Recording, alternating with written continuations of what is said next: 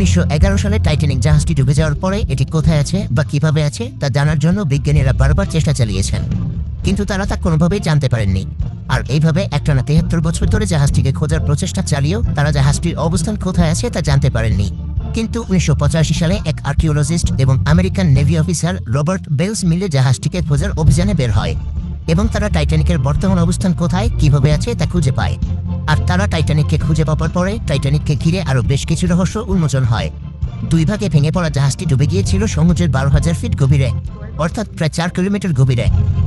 Official record থেকে জানা যায় এই জাহাজটি ডুবে যাওয়ার পূর্ব মুহূর্ত পর্যন্ত আস্ত ছিল, কিন্তু যখনই এটা সমুদ্রের গভীরে ঢুকতে শুরু করে তখনই এটা দুই ভাগে ভেঙে যায়।